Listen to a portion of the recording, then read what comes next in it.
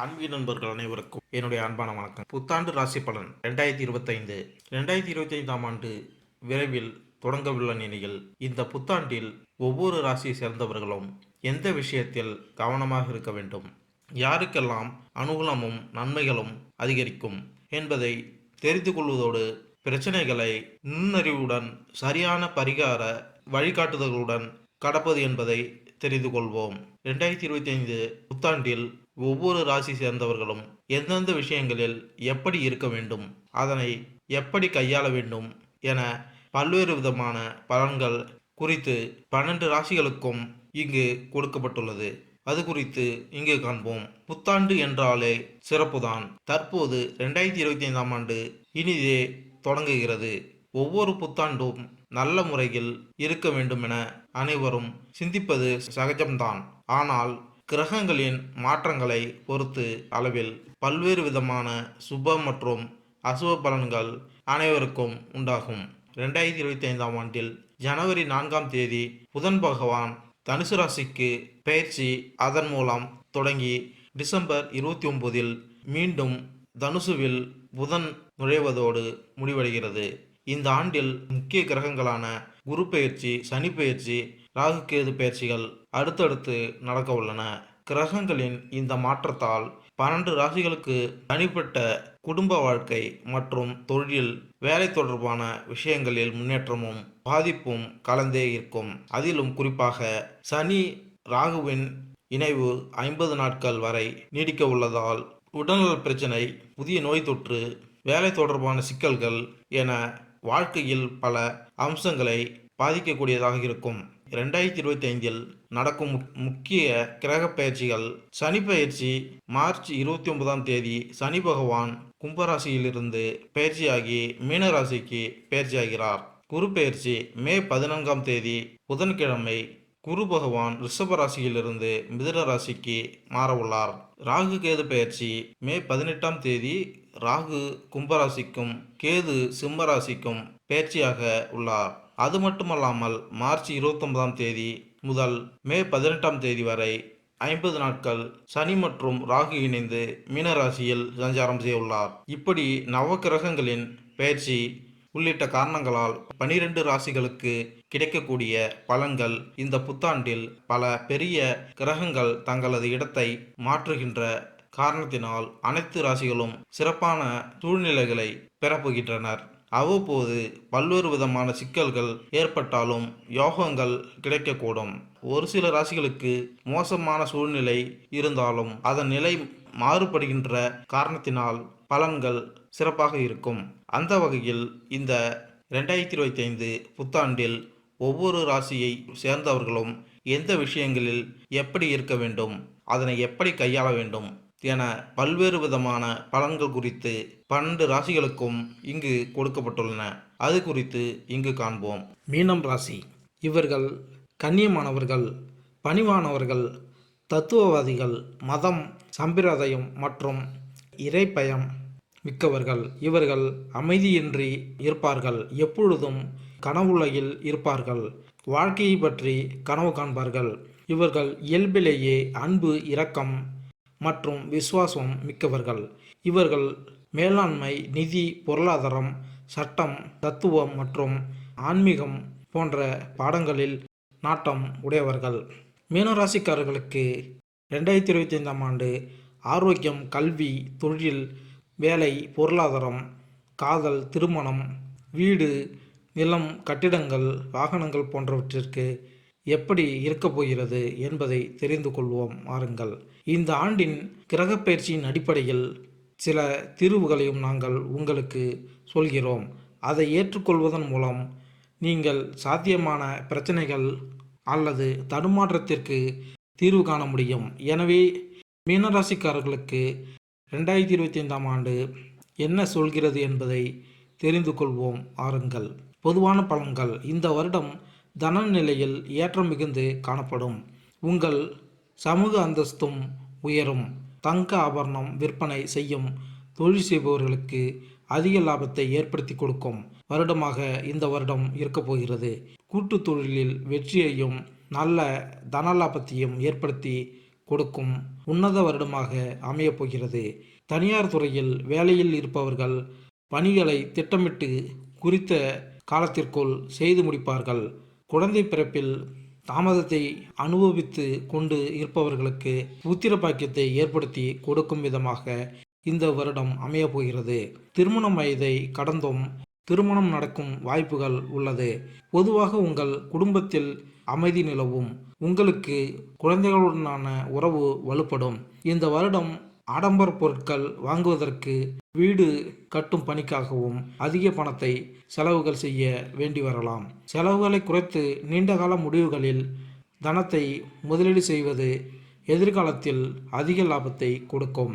உங்கள் குடும்பத்தில் உள்ளவர்கள் மற்றும் உறவினர்களுடன் சுமூகமான உறவு நிலை நீடிக்கும். இந்த வருடம் வெளிநாடுகளுக்கு சுற்றுலா சென்று வருவதற்கும் செலவுகள் செய்வீர்கள்.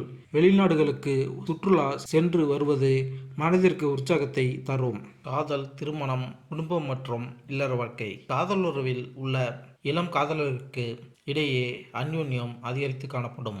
மத்திய வயது காதலருக்குள் மார்ச் மற்றும் ஏப்ரல் மாதங்களில் காதல் உறவில் மனஸ்தாபங்கள் உண்டாகலாம். உங்கள் பேச்சில் கவனம் தேவை. காதல் உறவில் உள்ளவர்கள் மே மற்றும் ஜூன் மாதங்களில் இன்ப சுற்றுலா சென்று மகிழ்வீர்கள்.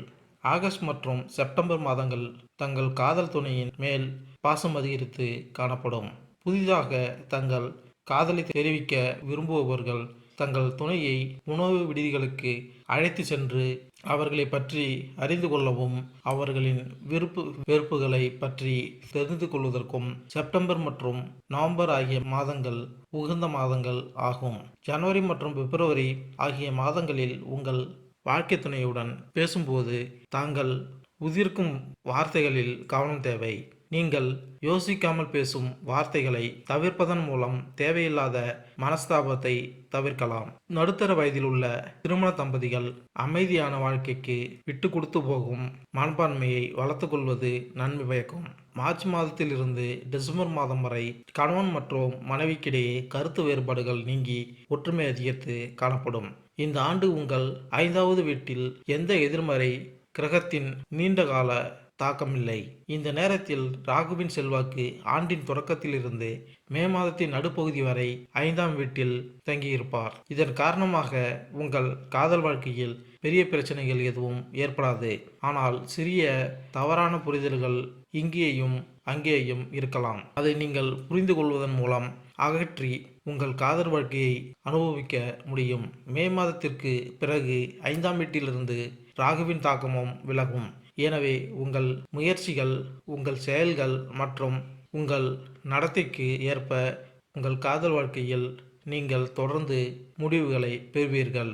அன்பின் கிரகமான சுக்கிரன் ஆண்டின் பெரும்பகுதி உங்களுக்கு சாதகமாக இருப்பதாக தெரிகிறது. இந்த எல்லா காரணங்களால் உங்கள் காதல் வாழ்க்கை பொதுவாக நன்றாக இருக்கும். மீனராசிக்காரர்களுக்கு 2025ஆம் ஆண்டு உங்கள் காதல் வாழ்க்கைக்கு நல்லது. இந்த ஆண்டு உங்கள் காதலில் வெளிப்படைத்தன்மையை பேணுவதன் மூலம் உங்கள் காதல் வாழ்க்கையை அனுபவிக்க முடியும். நீங்கள் திருமண வயதை அடைந்து திருமண முயற்சியில் ஈடுபட்டிருந்தால் இந்த ஆண்டு சாதகமான பலன்களை பெற நீங்கள் கொஞ்சம் கூடுதல் முயற்சி செய்ய வேண்டியிருக்கும். மே மாதத்தின் நடுப்பகுதி வரை ராகு கேதுவின் தாக்கம் 7வது வீட்டில் இருக்கும். இந்த காலகட்டத்துடன் தொடர்புடைய ஒரு நல்ல விஷயம் இருக்கும்போது குருவின் 5வது அம்சமாகும். குரு உங்கள் 7வது வீட்டை 5வது வீட்டிலிருந்து பார்ப்பார்.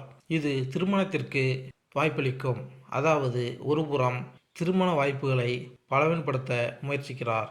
குரு திருமண வாய்ப்புகளை வலுப்படுத்த முயற்சிப்பார். திருமணம் தொடர்பான விஷயங்களில் குரு செல்வாக்கு செலுத்துவார் மற்றும் திருமண வாய்ப்புகள் மாறும். அத்தகைய சூழ்நிலையில் தொடர்ச்சியான முயற்சிகள் திருமணத்திற்கு வழிவகுக்கும்.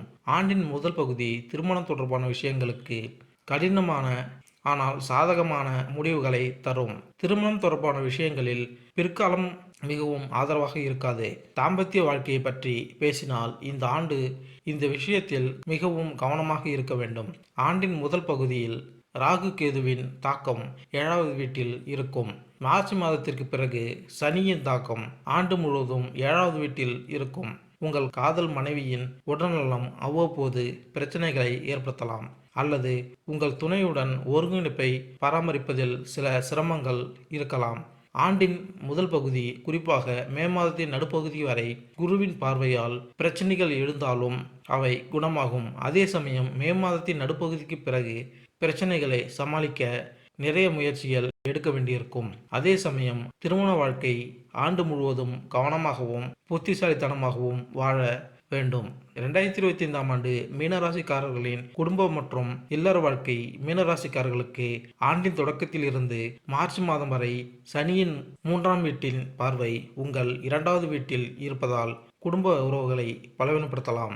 ஆனால் பிற்காலத்தில் பிரச்சனைகள் படிப்படியாக முடிவடையும். நீங்கள் உங்கள் குடும்ப உறுப்பினர்களுடன் நல்ல உறவை பேணுவது மட்டுமல்லாமல் குடும்ப விஷயத்திலும் சிறப்பாக செயல்பட முடியும். மீனராசிக்காரர்களுக்கு 2025ஆம் ஆண்டு முதல் பகுதியில் எந்த எதிர்மறை கிரகத்தின் தாக்கமும் 4வது வீட்டில் நீண்ட காலத்திற்கு நிலைக்காது. மே மாதத்தின் நடுப்பகுதிக்கு பிறகு குரு 4வது வீட்டில் பெயர்ச்சிப்பார். 4வது வீட்டில் குரு பெயர்ச்சி நல்லதாக கருதப்படவில்லை. எனவே மே மாதத்தின் நடுப்பகுதிக்கு பிறகு குடும்ப விவகாரங்கள் அல்லது குடும்ப விஷயங்களில் சில குழப்பங்கள் ஏற்படலாம். இதனால் இல்லற வாழ்க்கை கொஞ்சம் பலவீனமாக இருக்கும். நீங்கள் குடும்பத்தை பற்றி அலட்சியமாக இருக்கக்கூடாது. வேலை மற்றும் தொழில். இந்த வருடம் தனியார் துறையில் வேலை செய்பவர்களுக்கு உத்தியோகம் உயர்வை ஏற்படுத்தி கொடுக்கும் உன்னத வருடமாக அமைய போகிறது.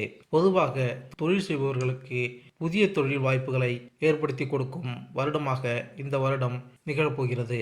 தனியார் துறையில் செயற்கை நுண்ணறிவு தொழில்நுட்பத்தில் பணியில் உள்ளவர்கள் உங்கள் திறமையான செயல்பாட்டுக்காக மேலதிகாரிகளால் பாராட்டப்படுவீர்கள். தனியார் துறையில் மேலாளராக பணியில் உள்ளவர்களுக்கு பணியிடத்தில் அதிக பணிச்சுமை இருந்த போதிலும் சிறப்பாக பணியாற்றுவீர்கள். இரும்பு எஃகு உற்பத்தி தொழிற்சாலையில் பணியில் உள்ள தொழிலாளருக்கு சம்பள உயர்வு கிடைக்கும். ரசாயனம் தயாரிக்கும் தொழிற்சாலையில் தொழிலாளர்களாக பணியில் உள்ளவர்கள் அதிகாரிகளின் ஆதரவை பெற்று பணியில் உயர்வை பெறுவீர்கள். மருத்துவர்களாக அரசு உத்தியோகத்தில் இருப்பவர்களுக்கு பதவி உயர்வு மற்றும் தன நிலையிலும் நல்ல ஏற்றம் உண்டாகும். தனியார் துறையில் வேலையில் மேலாளர்களாக பணியில் உள்ளவர்களுக்கு உத்தியோகத்தில் கூடுதல் பொறுப்புகள் வழங்கப்படும். மின் வர்த்தக துறையில் பணியில் உள்ளவர்கள் உங்கள் பணியிடத்தில் உங்கள் அதிகாரிகளால் பாராட்டப்படுவீர்கள். சக ஊழியர்களின் ஒத்துழைப்புடன் அலுவலக வேலைகளை திறன்பட செய்து முடிப்பீர்கள். ஜனவரி மற்றும் பிப்ரவரி மாதங்களில் சுயதொழில் நல்ல லாபம் கிடைக்கப் பெறுவீர்கள். மார்ச் மற்றும் ஏப்ரல் மாதங்களில் கூட்டு தொழில் செய்பவர்களுக்கு கூட்டாளியுடன் கருத்து வேறுபாடுகள் ஏற்படும் வாய்ப்புகள் உள்ளது. ஊக வணிகம் எனப்படும் பங்கு மற்றும் பொருள் வர்த்தகம் சம்பந்தப்பட்ட தொழில் செய்பவர்கள் தங்கள் வருமானத்தை உயர்த்தி கொள்ள புதிய முடிவுகளை செய்வது அதிக லாபத்தை கொடுக்கும். மீனராசிக்காரர்களுக்கு வணிக கண்ணோட்டத்தில் இந்த ஆண்டை கலப்பு அல்லது சராசரி என்றும் கூறலாம். இருப்பினும் உங்களின் 7வது வீட்டில் அதிபதியான புதன் மற்றும் வணிக கிரகம் உங்களுக்கு முடிந்தவரை சாதகமான பலன்களை வழங்க முயற்சிக்கும். ஆனால் 10ஆம் வீட்டில் அதிபதியான குருவின் பெயர்ச்சி இந்த ஆண்டு மிகவும் சிறப்பாக கருதப்படாது.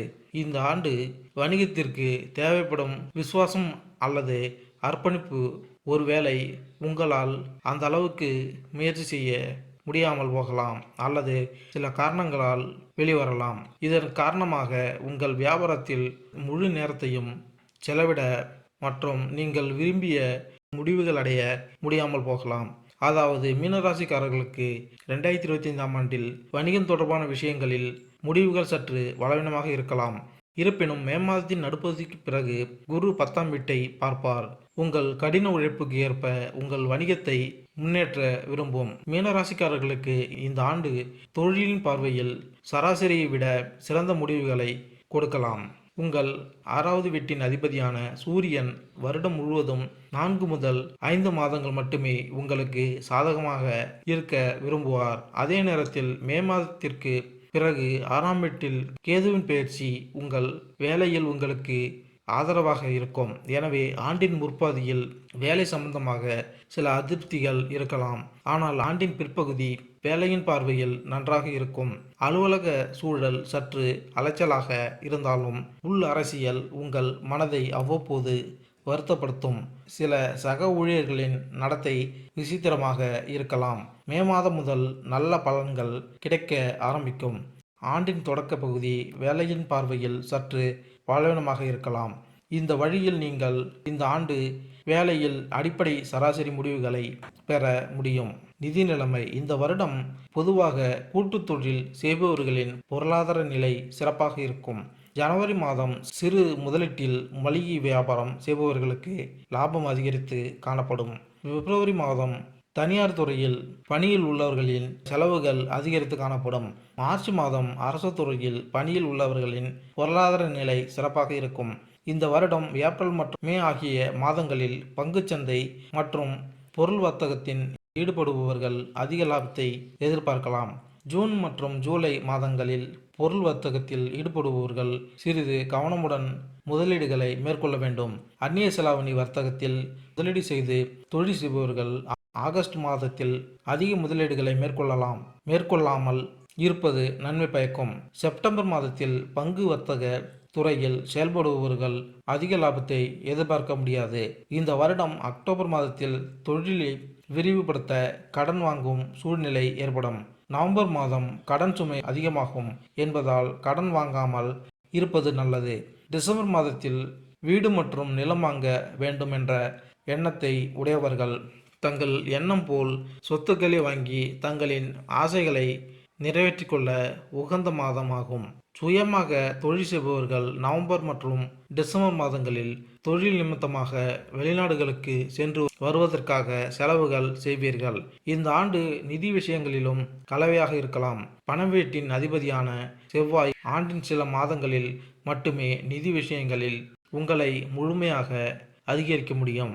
அதே நேரத்தில் ஆண்டின் தொடக்கத்திலிருந்து மார்ச் மாதம் வரை லாப வீட்டிற்கு அதிபதி 12ஆம் வீட்டில் பெயர்ச்சிப்பதால் நிதி விஷயங்களில் நல்ல சூழ்நிலை இல்லை.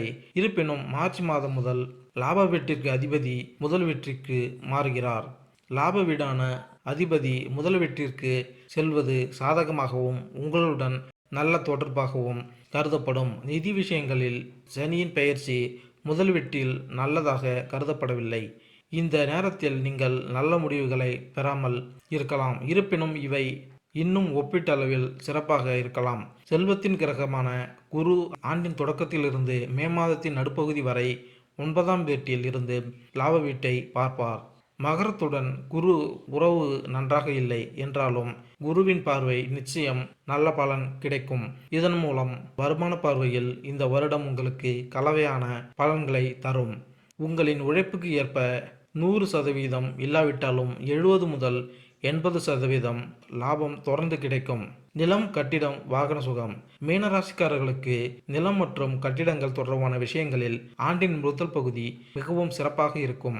மே மாதத்தின் நடுப்பகுதிக்கு முன் 4வது வீட்டில் எந்த எதிர்மறை கிரகத்தின் நீண்டகால தாக்கமில்லை. எனவே ஜாதகத்தில் சாதகமான சூழ்நிலைகள் ஏற்பட்டால் நிலம் அல்லது மனை போன்றவற்றை வாங்குவது மட்டுமல்லாமல் வீடு கட்டும் பணியை முன்னெடுத்து செல்ல முடியும். குருவின் பயிற்சி 4வது வீடு மற்றும் நிலத்தில் இருக்கும் மற்றும் கட்டிடம் தொடர்பான விஷயங்களில் குழப்பமான உணர்வு இருக்கலாம். அத்தகைய சூழ்நிலையில் நீங்கள் தவறான நில ஒப்பந்தம் செய்யலாம்.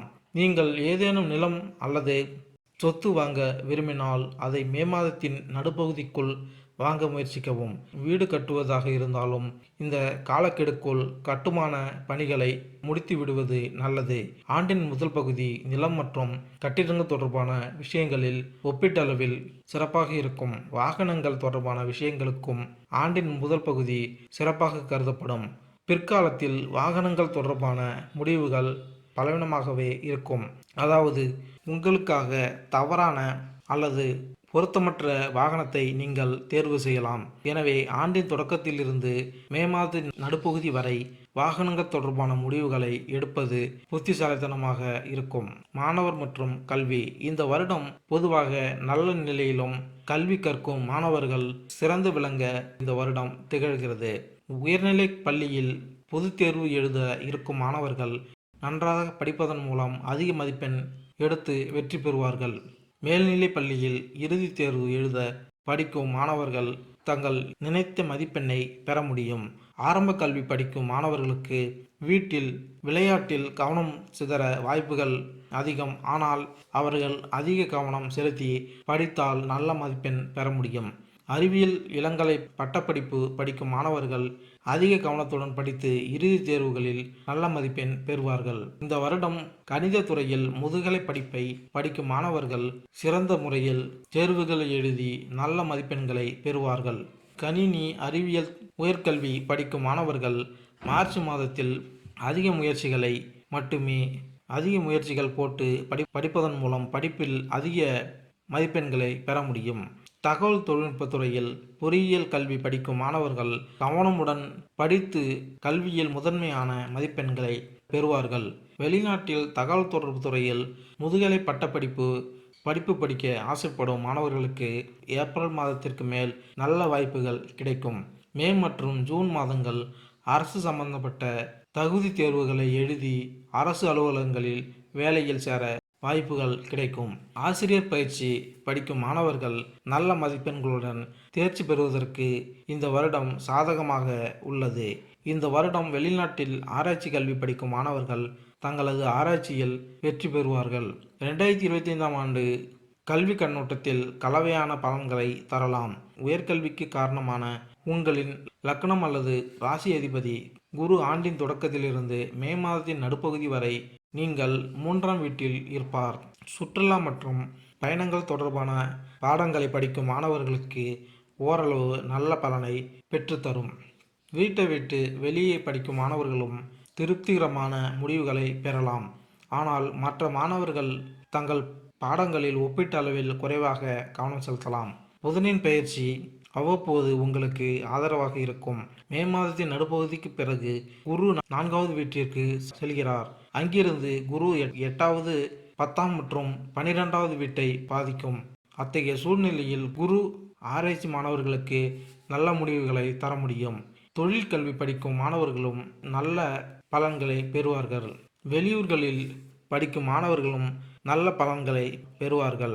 மற்ற மாணவர்கள் புதன் மற்றும் குரு இணைந்த செல்வாக்கின் காரணமாக சராசரி அல்லது சற்று சிறந்த முடிவுகளை பெறலாம். இந்த சூழ்நிலைகளை தவிர உங்கள் லக்ன வீட்டில் ராகு கேது மற்றும் சனி செல்வாக்கை கருத்தில் கொண்டு கல்வியின் பார்வையில் இந்த ஆண்டு கலவையான பலன்களை தரும்.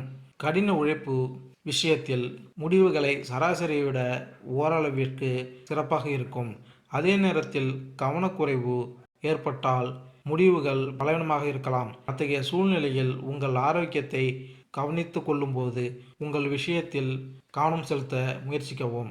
ஆரோக்கியம் இந்த வருடம் ஜனவரி மாதத்தில் ஒற்றை தலைவலி போன்ற தலை சார்ந்த பிரச்சனைகள் வந்து போகும். பிப்ரவரி மாதம் இளம் வயது உடையவர்களுக்கு அஜீரண கோளாறு போன்ற உடல் உபாதைகள் வருவதற்கு வாய்ப்பு உள்ளது என்பதால் வெளியிடத்து உணவுகளை தவிர்க்க வேண்டும். நடைபயிற்சியை தொடர்ந்து செய்து வந்தால் தங்களின் உடல் ஆரோக்கியம் மேம்படும். வயதில் மூத்த ஆண்களுக்கு இதயம் பாதிப்புகள் ஏற்படுவதற்கு வாய்ப்புகள் உள்ளதால் உடல் நலனில் அக்கறை தேவை. நவம்பர் மற்றும் டிசம்பர் மாதங்களில் குழந்தைகளுக்கு நோய் தொற்று ஏற்பட்டு காய்ச்சல் சளி போன்ற உபாதைகள் வர வாய்ப்புகள் உள்ளதால் சுற்றுப்புறங்களை சுத்தமாக வைத்திருப்பதன் மூலம் நோய் தொற்றிலிருந்து தப்பிக்கலாம். மீனராசிக்காரர்களுக்கு 2025ஆம் ஆண்டு ஆரோக்கியத்தின் பார்வையில் சற்று பலவீனமாகவே காணப்படுவதால் இந்த ஆண்டு ஆரோக்கியத்தை பற்றி முழுமையாக அறிந்து உங்களின் உடல் இயல்புக்கு ஏற்ப உணவு பழக்க வழக்கங்களையும் உணவு முறைகளையும் கடைபிடிப்பது முக்கியமானதாக இருக்கும். ஆண்டின் தொடக்கத்திலிருந்து மே மாதம் வரை ராகு கேதுவின் பெயர்ச்சி உங்கள் முதல் வீட்டை பாதிக்கும். உங்களுக்கு ஏற்கனவே வாய் போன்ற பிரச்சனைகள் இருந்தால் ஆண்டின் ஆரம்ப பகுதி ஒப்பீட்டளவில் பலவீனமாக இருக்கலாம். அதே நேரத்தில் மே மாதம் முதல் ராகு மற்றும் கேதுவின் பெயர்ச்சி உங்கள் முதல் வீட்டை விட்டு நகரும். ஆனால் மார்ச் மாதத்திலிருந்தே சனி உங்கள் முதல் வீட்டில் பெயர்ச்சித்து ஆண்டு முழுவதும் அப்படியே இருப்பார். அது சில நேரங்களில் உங்கள் ஆரோக்கியத்தை பலவீனப்படுத்தலாம். உங்கள் உணவு பழக்கத்திலும் ஏற்றத்தாழ்வு காணலாம். நீங்கள் இயல்பிலேயே கொஞ்சம் சோம்பேறியாக இருக்கலாம். இதன் விளைவாக உங்கள் உடற்தகுதி குறையக்கூடும். இது தவிர கைகள், இடுப்பு மற்றும் முழங்கால்கள் போன்றவற்றில் சில அசௌகரியங்கள் காணப்படலாம். இந்த ஆண்டு நீங்கள் யோகா பயிற்சிகள் உதவியை எடுத்து உங்களை உற்சாகமாக வைத்திருக்க முயற்சிக்க வேண்டும். எனவே விழிப்புடன் இருப்பது மற்றும் சரியான உணவு பழக்கம் மற்றும் வாழ்க்கை முறையை பின்பற்றுவது முக்கியம். பரிகாரங்கள்: 4வது மாதத்திற்கு ஒருமுறை காய்ந்த தேங்காய்களை சுத்தமான பாயும் நீரில் போடவும். இறைச்சி, மது, முட்டை மற்றும் ஆபாசமானவை போன்றவற்றிலிருந்து தூரத்தை பராமரிக்கவும்.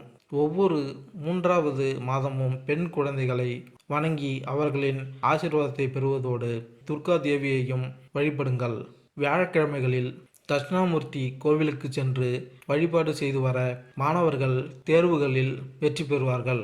திருச்செந்தூர் முருகன் வழிபாடு செய்து வர குடும்பத்தில் துன்பங்கள் நீங்கி சந்தோஷம் பெருகும். சனிக்கிழமைகளில் கருப்புசாமி வழிபாடு செய்து வர தொழில் சிறக்கும். கடன் சுமை குறைய செவ்வாய்க்கிழமைகளில் நரசிம்மர் கோவிலுக்கு சென்று நெய் தீபம் ஏற்றி வழிபாடு செய்து வரவும். அனைத்து விதமான ஐஸ்வர்யங்களை பெறுவதற்கு குரு பூஜை மேற்கொண்டால் நன்மை உண்டாகும். மேலும் இந்த வீடியோ உங்களுக்கு பிடித்திருந்தால் லைக் பண்ணுங்க, கமெண்ட் பண்ணுங்க, ஷேர் பண்ணுங்க, மறக்காம சப்ஸ்கிரைப் பண்ணுங்க. நன்றி, வணக்கம்.